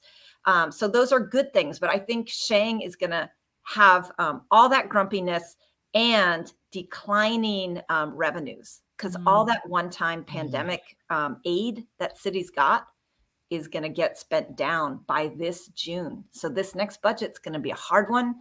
She'll have that divisive issue of policing in Oakland, always a rough one. But I think she's really skilled at finding compromises, and she does listen to people, and I think that will serve her. It's funny that you mentioned like stop being so grumpy, because you can give people all sorts of things, right? It's like, well, we have this and we have this and we have this, but there's those, open the door issues that stick with people, right? And so if that one specific thing that they hate seeing or they experience, how do you balance that in your life? Just doing a job like that, how do you continue to promote the good when people are like, no, that doesn't matter. Look at all of this other stuff. I'll be honest with you, Nikki, I'm a very data-driven person. And it was hard for me for a long time because people would say, oh my God, this is the worst crime has ever been in Oakland. And I would feel like, whipping out an Excel spreadsheet and saying, actually, no, it's not by a long shot. The crime they see is what they see is true, right? But what I found, and it took me a minute because I'm a very big data geek. I'm very, logical. Is that it is really important as a leader to validate people's feelings. Yeah. And it does not, and this is something Chesa Boudin never learned. Boy, he's like the picture child of failure in this department. You have to acknowledge and validate people's feelings. Right. And it's your job as the mayor to just even hear people, make them feel heard, hold their trauma, hold their feelings, and then after you've acknowledged that and honored that, then you show them the path to the better future. Because mayors have got to be in the hope business. The minute that we lose hopefulness, it is all over. Because that is really our job as leaders. Yeah, well said. Very well said. Okay, so now you're not mayor anymore.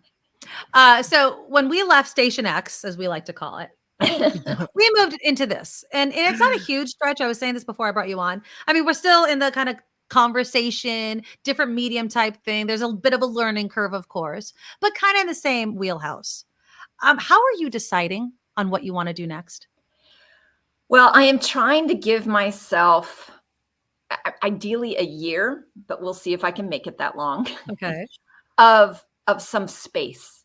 I have been just a workaholic my whole life. I've literally had a 24/7 job. And especially, I've worked for the city of Oakland for more than 22 years, Nikki. Wow. I was a staffer to politicians before I became a politician. And that, that work never stops. I literally got texted last night at 10 p.m. It's really? Give me a break, just a little bit. There you go. Listen, I took care of it. There was a building in East Oakland that got flooded. All the residents had to be relocated. They were worried because there's no electricity on and it's vacant. They wanted extra police patrols. I took care of it. I handled it. You didn't go, you know that there's a new mayor tomorrow, right? Like, no. I did not. But I'm sure I am going to be continuing to be involved with things I care about. I'm not quite ready to announce yet, but a couple opportunities have come my way to stay engaged in, you know, obviously I'm very passionate about children and educational equity. So stay tuned. I'm going to stay a little involved with that issue. The issue of the power of public-private partnerships. Stay tuned. I'm going to stay involved with that issue, and fighting poverty and the racial wealth gap. Stay tuned. I'm going to stay a little involved with that issue.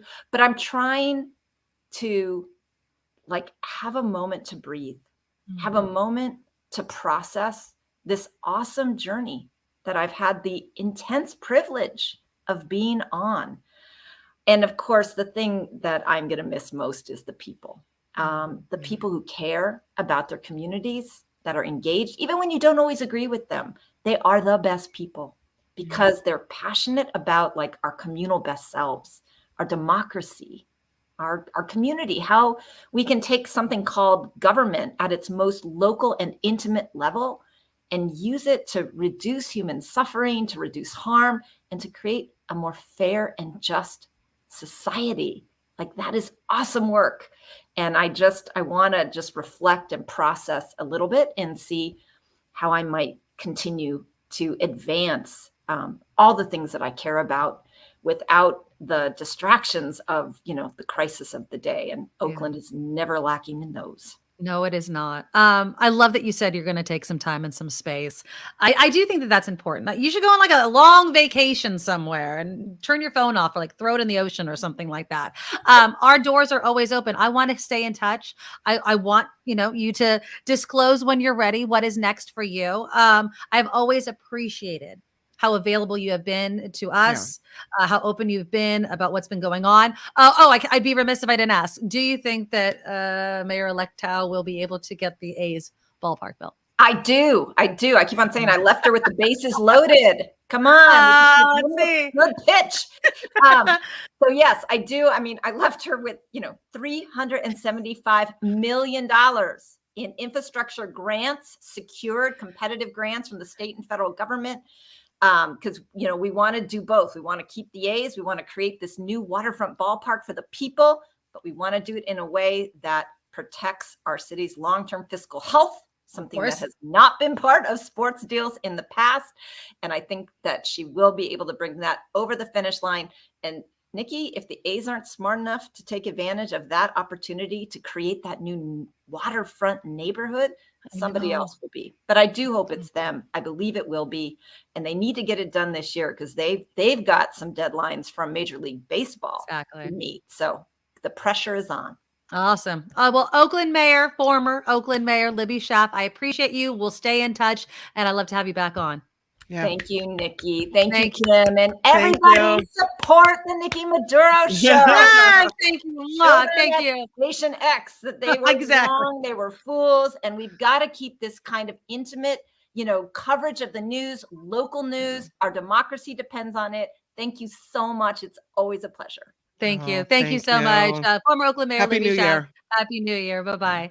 Yeah, so there she is. She's an amazing woman. I'm sorry. You don't have to agree with all of her politics, but as a human being, as someone that has been really out there talking with the people, you can't say she hasn't. And so we wish her the best of luck. And yeah, I'll be keeping my eyes on that ballpark. How much of a disappointment would it be if after all of that work and all of that negotiation, it didn't happen? So a lot of thank yous to the former mayor. And I was really moved by what she said about women in politics and mothers in politics and how we need more of them. We need more of them, and we need to create that space for people to, to feel safe. What she went through, she should never have had to go through. Outrageous. Well, it's part of the job, and unfortunately, in 2022, 2023, it shouldn't be. Absolutely right. And the safety of your children should never be in question. No, that shouldn't be part of the job. That's wrong. That's absolutely wrong. You have someone who's trying to do their best for the city, and you can disagree with them, and you can go to City Hall and protest, whatever.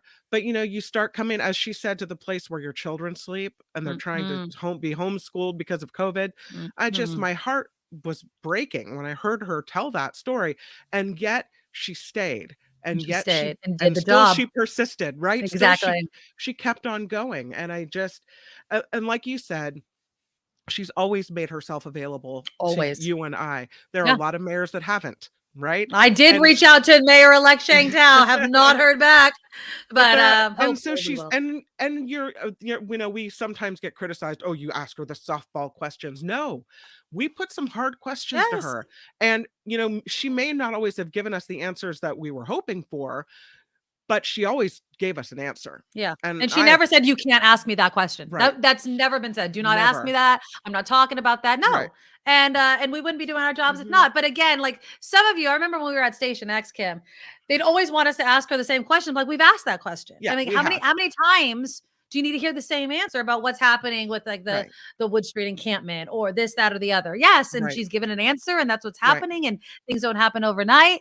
But yeah, I'm excited to see what she has coming up. But Right. it's just that interesting question of God. what do I do? You know, If anyone maybe I'll deserves a break, it's her. exactly. Right? Well, can you imagine if she came on? She's like, you know what? I've decided to open a spa or something. You know what I mean? Something completely different. You're like, oh, that's from I've left field. decided to be a lady who lunches, Like a just- woman of leisure. Oh, Yeah. or just a business owner or doing Mhm. something like that. So again, that was why do I do it? The mayor's Yeah. addition. And send me your guys's ideas for this segment. I already had someone talking about the restaurant business. I reached out, I'm like, if you're willing to come on, if you do something that you Right. think people don't fully understand what the job entails, reach out to me. I'll bring you on this show because it's learning about each other, the process, and it can help other people who are thinking about possibly going into the same type of field or job or whatever. We can give advice about doing those sorts of things. So again, the email is the Nikki Medoro Show@gmail.com. And I love this segment. I think that it can be really, really fun and we can learn a lot about each other. Okay, so what is this that I'm looking at? Oh, I'm sorry. I was trying to set it up for news, and now here it is. Okay, well, you could. I guess I'll show it to you now. There you go. What is this? This is, and I found it to be incredible. This is fireworks on the Big Island of Hawaii. Ooh, I thought it was my neighborhood.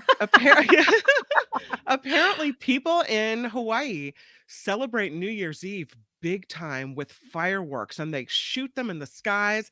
You can see them going off everywhere, like in neighborhoods all over the Big Island. And I just thought it was such an interesting Ooh, how picture to see it. pretty. These are not professional fireworks. These are fireworks that people shoot off from home. Oh, it is my neighborhood then. Okay, great. Look at it. See, that's a big picture from way far away. Look at them all. That literally looks like my neighborhood. That's exactly how my neighborhood looks on I'm not even kidding. Wow. What up, San Jose? They put on an amazing fireworks show that's completely illegal. But look at that. Wow. I guess Is that when you're on an crazy? island and it's Like those are all houses that people, I mean, I can't even imagine. wonder if they have a fire problem. Look at all those neighborhoods. Do you think Someone- do they have a lot of calls for Oh. fires? Because that's the problem here, right?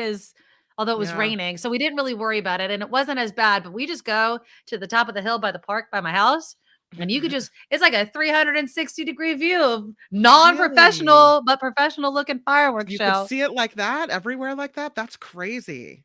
Oh, somebody says this is not the Big Island; it's Oahu. No, it this the is, Big I Island? think that's Makawao. Makawao is what I'm told. I love Hawaii. I love people that know Yeah. Hawaii and just say these names like, "Oh yeah, Makawao." I don't know. It's Makawao.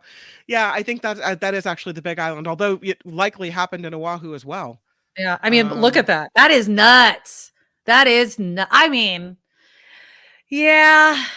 That Anyway, I looks was going to end the gorgeous. news with that, but now here we are. Now doing we it in started with. All right, we'll do some news when we come back. Speaking of traveling to all kinds of places, there is one device you need to have in your bag, and I know some of you already guessed it, but I will give you the story of this woman who was using this device, and she has quite the story to tell. I tried to bring her on, but I'll just read you her Twitter thread about it. But that's coming up right after news. Now, from around the world to up your street, the Nikki Medoro Show presents News Czar Kim McAllister.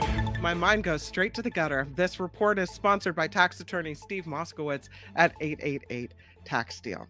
Let us begin the news with I was going to start with. My pictures got all messed up, unfortunately.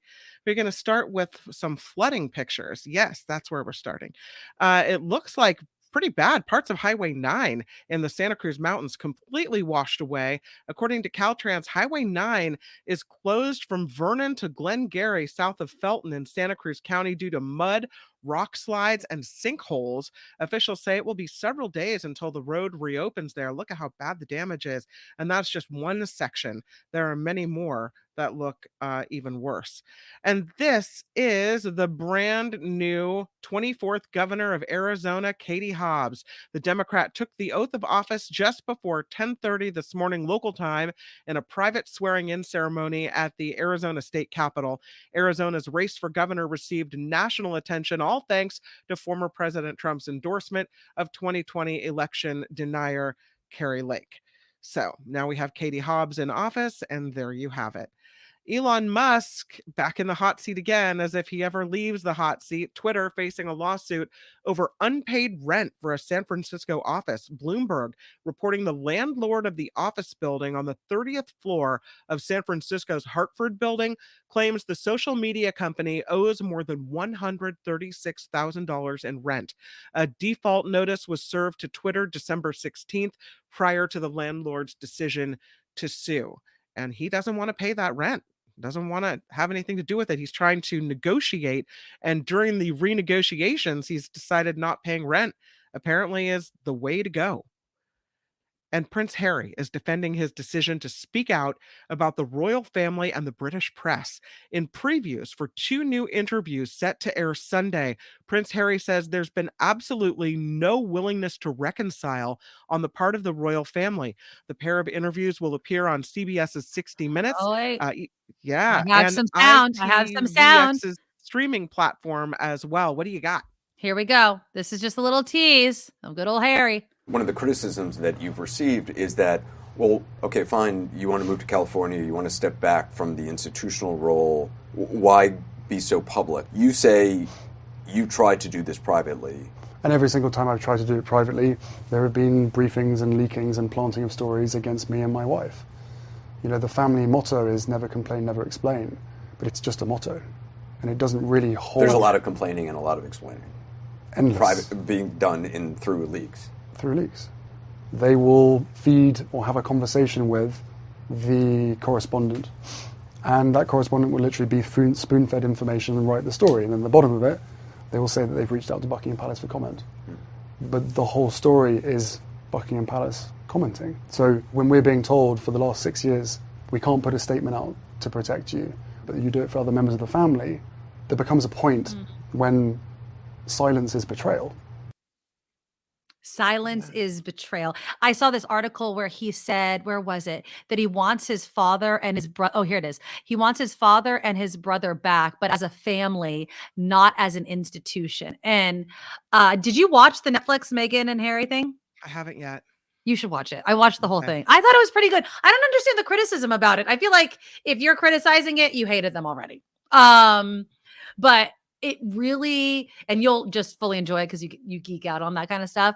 But really the whole institution and how hard that must be to grow up as a child. And because the Queen lived so long, how that really fundamentally changed how those within the institution view it, because not only are you growing up, but you're becoming a teenager and an adult, and there's been no changing of the guard kind of thing because the Queen's just living so long. And yeah, I found it to be very interesting. My heart goes out to anybody that lives in the public eye like that, but it's at a totally different level when you talk about the royals. The public eye, but really no choice in the matter. Yes, either. exactly. You know, I mean, you and I don't have to be on camera.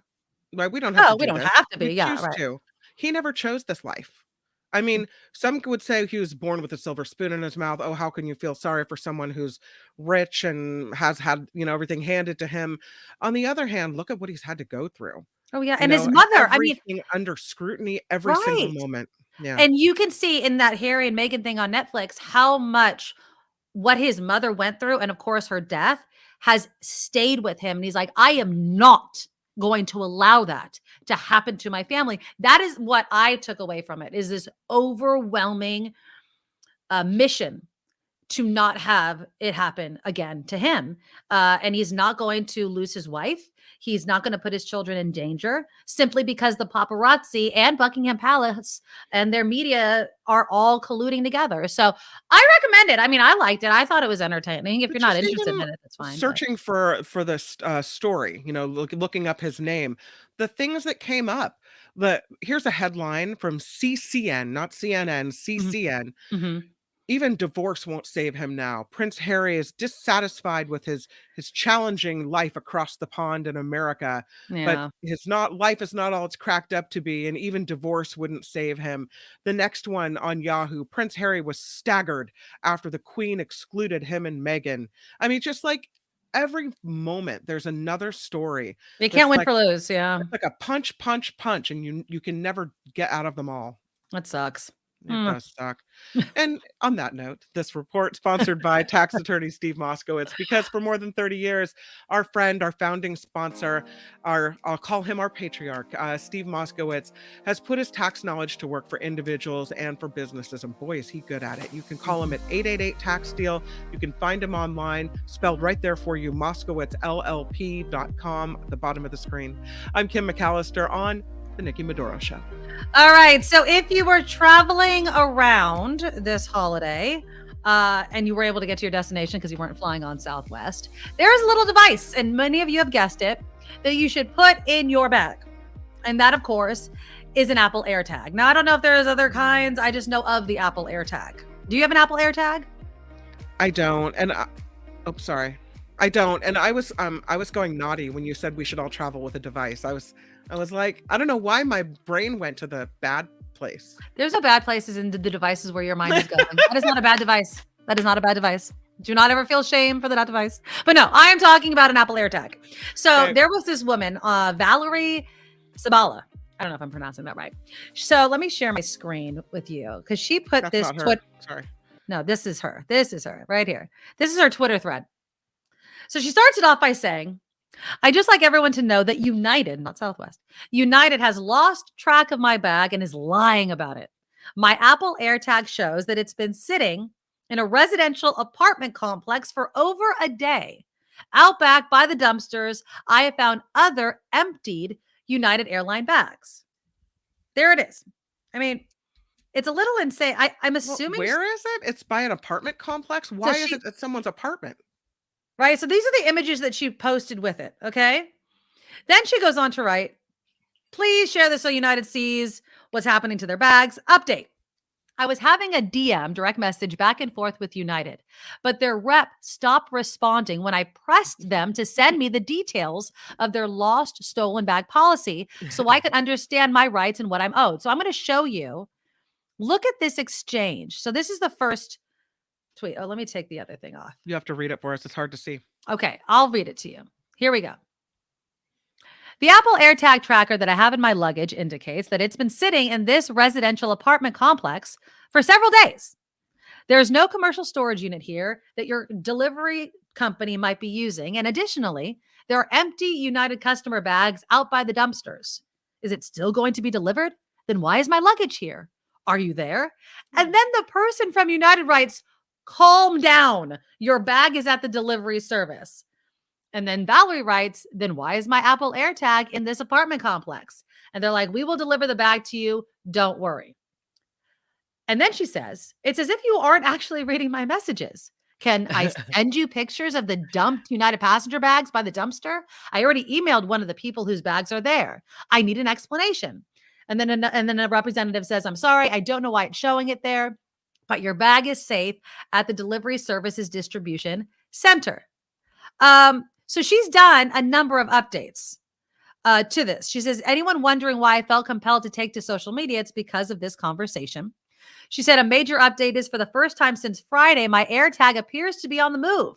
It's at a McDonald's. The plot thickens. Another update. My luggage AirTag has left McDonald's and returned to the apartment complex where it's being held hostage. She'd love to provide more details. Now it was 16 miles, 7 hours ago. It was 16 miles outside of the city in the suburbs. It's been sitting outside a shopping complex. It's not on the delivery run. And finally, she posts this. I don't know if you guys can see it. Let me take this thing off. She says, phew, I got my bag back. It's been on a wild ride. I'm happy to report that I got my bag back. I'll give you more details and lessons learned later. Well, I would say, oh, she added something 3 hours ago. She says, this morning after my suitcase went to the suburbs on another shopping trip and then back to the apartment complex, I went to see if I could track it down. After creeping around the building's garage with a little posse trying to get a signal, I stepped outside for service. That's when I received this text. It's sketchy and it doesn't really match with what my AirTag tracking said, but I immediately called the number. This was from the DCA couriers. I want to apologize for the inconvenience. I'm a deliver. They say, I'm a deliver it to you today. IMMA. Okay. The issue was that the bag was given to me under a different passenger, and I delivered yours in a different address, and I had to go pick it up. So the dude who picked it up was around the corner, so he drove back to meet me. He looked a little surprised to have 2 news crews filming. He asked me if he was in trouble, but at the moment I was too happy to have my bag back. I don't know that this guy was telling the truth. I suspect he was not. Nothing I've been told by this guy or United explains why my bag spent 3 days in an apartment complex garage with occasional shopping excursions. And said the 2 empty bags I'd seen by the dumpster were gone today.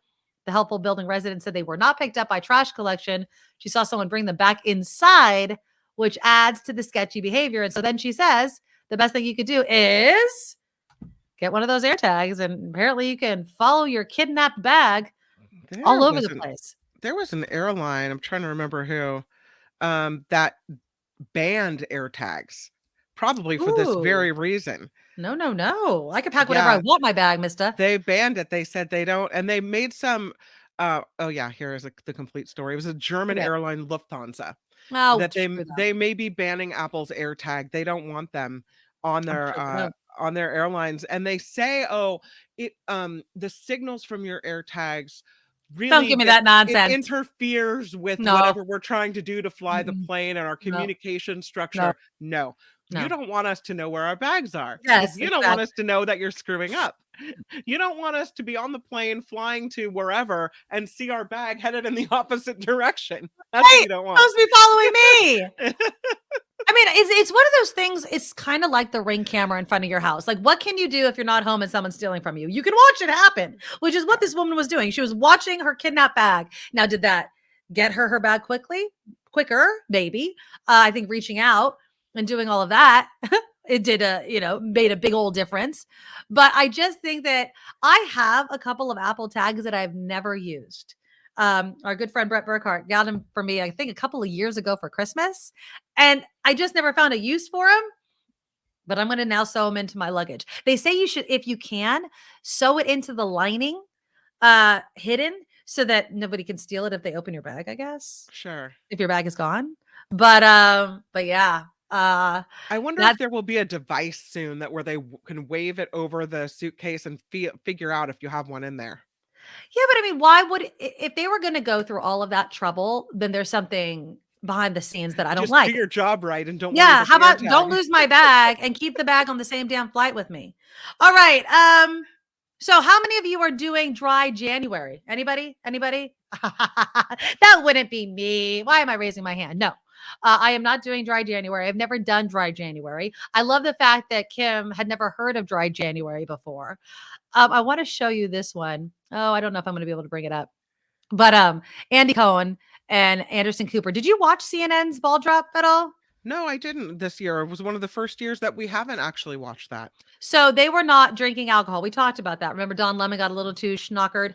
And so instead of doing that, they decided to do mystery shots, which we could possibly do as a Friday food segment, although I don't know how we'd do it in remote locations. So anyways, like they were given different things to drink, and my video is just not coming up because we're on air. So they were given, I think apple cider vinegar was one, pickle juice was one. And so they had these funny sunglasses that blacked out their eyes so they couldn't see, and they had to take shots.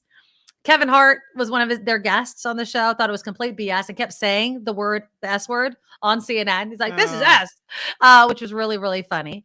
But is anybody in the chat going to not drink this entire month? Jay Stiller's like, no. Eric says, like I said earlier, I'm just going dry in general. Good for you. Now look, I don't consider myself an alcoholic. I don't think I have a problem with alcohol.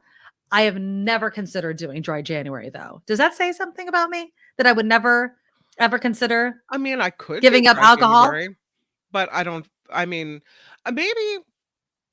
maybe if you're on the borderline of having an issue, and but you how do thought, you know? I've been drinking too much lately. I feel it. Whatever. Maybe I Right, should just try to cut it out for a month and participate in this dry January and see what I can do. I right. mean, I don't know. Sorry, someone's trying to call me out. That's okay. It's probably spam call. But I feel like, if you had a problem, maybe it would be something you could do to kind of test yourself out and see, can I do this? Right. But Well, if you don't have a problem, then why would you even think of it? Well, that's the whole thing. You have to determine if you have a problem. Yeah, Knowing you yeah. have a problem is, the first step towards finding a solution. Now, this was a couple of years ago that they did this. There's the group that signed up for Dry January had more than 100,000 people in it. That's the group, but 4 million took part in Dry January. Now, they say that if you want to participate, it can lead to good things like cutting back the rest of the year. You'll save money. That's a good reason. It will also ask you or make you assess whether or not you have a problem with alcohol. So for me, I remember it was before COVID. I think it was the year before COVID. I was doing this. I was taking like a reassessment of all of my kind of health. And so alcohol was one of it. And my habit was before bed, I'd have 1 or 2 drinks. And so I asked myself, could you not do it, not have those drinks? And what I discovered when I was doing this was it's not that I wanted alcohol. I wanted something special to drink at night before bed. I wanted to unwind with something that wasn't water or obviously coffee, something that's going to keep me up. So one of the things that I started drinking in the evening was the sweet and spicy tea by Good Earth. Oh. It is hands down the most delicious tea. You don't need to add anything to it. No sugar, no milk, no nothing.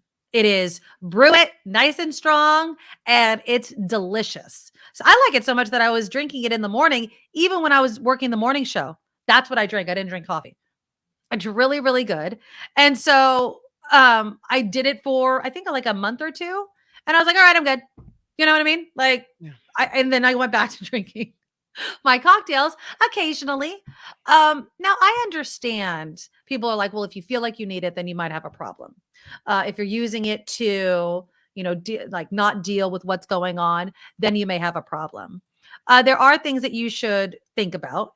How often? What are your reasons? How do you feel? If you're walking to bed staggering drunk on like a Wednesday night, maybe have a reassessment. How does alcohol affect your social relationships? Do you get to work on time? Are you hungover a lot? Do you find yourself thinking about alcohol? Like, that's a big one. I think about alcohol when I'm going on vacation, right? Like, I need a cocktail or something fun. I'm not just coming home and being like, I can't wait to cozy up to my bottle of vodka. Mike writes in, what's the point of Dry January? And I think it's just this. It's to see that you can do it, Yeah. Now, I was mentioning my tea. Anybody in the chat room have a good mocktail recipe they want to give real quick? Yeah, so maybe start out the year healthier. That's probably another reason. There's a ton of calories in alcohol. I don't care if you go like vodka sodas, so there's not that many carbs or whatever. There's calories. I think I looked it up once when I was trying to do the whole low carb thing. I want to say vodka has between 60 and 70 calories per ounce, so like a shot. Bourbon is higher. I think bourbon's probably around 90, maybe even 100 calories. So that's just the shot. And then if you add in the mixer, if you don't do club soda or anything like that, think about that. I mean, for people like watching your calories but don't count the booze, that's where all your calories are. John Smith, Father Nature's in Danville had the best spiced tea. Unfortunately, they closed. I love that sweet and spicy tea of Good Earth. And they have a caffeine-free version of it. So I would drink that in the evenings when I wanted my special kind of drink to kind of wind down with. Eric, yep, you're absolutely right. Beer is insane on the carb count. There are some low-carb beers, but I mean, it's or in some fake beers too that apparently taste real. Yeah. Oh, look at Al Anonymous. Stick to beer. The bloatedness helps prevent overconsumption. Oh, I think some people just push through that bloatedness and they just keep drinking the beer. But yeah, if you're going to try dry January, send us some things. Maybe we'll make mocktails for one of these Friday food segments, but a lot of people are doing that. Yeah. Can I throw a story at you as we end up here? This is who's that? Kyra Harris Bolden. Okay. And she today has made history being sworn in on the Michigan Supreme Court. She is the first female Black justice on that court in their 185-year history. Wow. Good for her. She is the great-granddaughter of a lynching victim. And she becomes the first Black woman, Black female justice on the Supreme Court. And there she is. Look and there's at her family member that didn't survive racism. So, yeah. Wow. I mean, just want to throw that out. That's in Michigan. That's a big deal. Heck yeah, that's a big deal. You know, it's when we break through like glass ceilings like this, you know, when people still become the first of a group that you would think like, why is it taking so damn long? But we do need to celebrate these. I know sometimes when we do stories like that, Kim, I don't know if in your personal life you ever experienced this. People are like, why do we have to focus on it? Because it's never happened before. And because that in 185 years, the state of Michigan has never seated a Black woman on its Supreme Court. And that means something, especially when they're a major portion of your community. Yeah. That matters. Yeah. Oh, look. Oh, somebody agrees with me. Back to our drinking thing. Is that the Good Earth sweet and spicy tea? Yes, it does. That is it. That is the box. It's like white box with orange writing. I'm telling you, when I had shared that I was looking for something to drink at night, one of my friends that lives up in the Sacramento area, her daughter used to go to school with my daughter. She recommended it. She's like, pick up this tea. I am telling you, you will love it. And she said, you don't need to add anything. Write it down. It is so good. You don't need sugar. Nothing. It is perfect. Just the way it is. And not many tea. I mean, some teas, a lot of people just drink tea straight from the bag. They don't add anything to it. If I drink black tea, I add a little bit of sweetener and milk. I usually have milk in my tea, but this, nada. When you say sweet and spicy, does it have a kick to it or some type of spice? It's cinnamon. It's a cinnamon. No, no. It's not spicy like tongue. It's like it's a cinnamony type of flavor. There used to be Good Earth restaurants everywhere. Do you remember those? Yeah, and this is what it came from. They just sell their teas now, and I didn't even know that. I didn't know that there were restaurants. I just knew them from the tea bags. Mo writes in Germany, non-alcoholic beers are considered an energy drink beer. It's not fake if it does not have alcohol. It's just simply beer with less alcohol. Okay. Interesting. All right. If I'm going to drink beer, I'm drinking beer with alcohol in it. I mean, there's no sense in drinking all of those carbs unless, I'm going to get a little bit of a buzz from it. I'm not much of a beer drinker anymore. I always drink crap beer. Were you ever a beer drinker, Kim? No, not at all. No, and you're a wine drinker now, right? I am a big wine drinker, but I have a question for you. On New Year's Eve, 13-year-old daughter, husband pours her a little bit of champagne, thinking, now we have Pinot Noir grapes on the side of our house. I know we're fancy. It's just like 30 little vines. It's nothing big. It's just a little thing, but it's called Julia's Vineyard, and they've made wine together, my husband and daughter, since she was little. And so his thing is he wanted to do it like they do in Italy, where kids just grow up around alcohol. And so it's no big deal. You don't have a problem with alcohol because you're desensitized to it. Like you don't become 17, 18, 21. And then all of a sudden, like you can drink. And so, you take as much as you can. You've been around it. His thought is then it just becomes not a big deal anymore. How do you feel about that? I have a problem with giving a 13-year-old booze. I do. A sip is okay, but you start pouring a little bit more, then I'm like, well, what did she like it? Oh, she'll drink wine, loves it. Yeah. Well, I mean, I think that this obviously wasn't her first time tasting alcohol then, if she loves it. No, since she was little, she's tasted a sip here and there. Okay. It was just a little too much in the glass this time around that you had a problem with? I thought so. There was a debate. Okay. I mean, I remember growing up, my parents would let me have little sips of champagne, and alcohol was just always, I remember I used to, and my kids don't do this, by the way, but my dad, I'll never forget it. He used to drink Riesling wine. I think it was Gallo. He'd get like the big jug. This was back like when I was little. And he'd be like, can you get me a wine? And I would go 2 ice cubes in the glass and I'd pour it. And now sometimes when I'm being lazy, I'm like, can I ask my child to make me a nope. That's just not right. Make mommy a martini. No cocktails making for my kids just yet. But yeah, I mean, I remember having sips, an Italian family with the red wine and maybe a little bit of champagne. I don't subscribe to the belief, though, if you give it to them in little amounts, they're never going to go balls to the wall when they're in college or something. Did it take the mystery out of it for you at a young age so then you weren't like No. crazy? I remember the first time I got drunk. And I was with my friends and I drank Jack Daniels. Oh, God. It was awful. It was awful. None of that early introduction stopped me from feeling the peer pressure, right, of trying to impress my friends and drink Jack Daniels when I was way too young to do so. So no, good luck to everybody. Somebody was mentioning ginger beer because I put that in my cocktails. The only ginger beer I truly like I'll drink other kinds, is the Australian ginger beer Bundaberg. Bundaberg, or Bundaberg. I don't know how to pronounce it, but that's it. It comes in it looks like a little. It reminds me of the Red Stripe beer bottle. If anybody knows the Jamaican beer, so it's like that brown bottle has a pop top. Their diet ginger beer. So if you're watching the sugar and the calories, bomb. I love it. Whenever I see a bar that has Bundaberg, they never have diet, but I like the flavor of it better because some ginger beers, they're not that good. But yeah, I like ginger beer. It is very, very good. And it's like, if you're mentioning it because it's non-alcoholic, there's no alcohol in it. So, before we go, we have some people to thank. Oh, yes, we do. Oh, my. $100 from Andreas. And Andreas already gave us. That's not all. Twice? Yeah. Oh, Andreas, I love you. I'm happy to see you are back in 2023 in full force. Keep it going, girls. Andreas, thank you. Thank you. Thank you. Oh my God. And then a $20. So $240.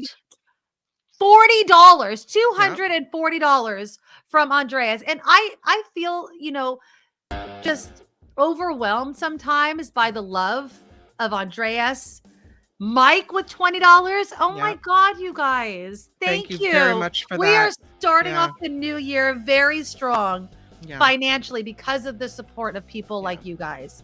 And that's all in the super chat. In addition to all of you that I love so much that are Patreon subscribers. You've reached out to me. Go to the NikkiMedoroShow.com. Sign up to be a Patreon subscriber. I'm going to be putting exclusive content on there. You'll get first dibs on the merchandise. I'm developing some new merchandise as well. The hoodies are on the way. Trying to design the airport tower as well. Please just be a Patreon subscriber. The NikkiMedoroShow.com is where you can find the link. Give a thumbs up before we leave. YouTube loves it. I love it. It helps us grow the show and really makes us feel like what we're doing, you guys like, and you want to keep seeing us. So, oh my Nikki God. Medoro mug right here. There you look go. how cute you look. You look so cute. And I just love it. So pick up merchandise, the NikkiMedoroShop.com. You can get it all there. We will be back tomorrow. We'll have a ton of new stuff. And again, if there is a job, a career, if you do it and you want to be on this show for the Why Do You Do It segment, please reach out to me, the Nikki Medoro Show @gmail.com, and we'll get you on the show. Your mug, our mugs right there. And if you're close and you're nearby, maybe in the South Bay, San Jose, I'll come out and see you. How about that? That's a good promise. All right, until tomorrow, bye-bye. Nikki, you're all so awesome. You're proud, like a beautiful blossom. You're also the best. I really can't rest. You're all so awesome. Wow. Okay.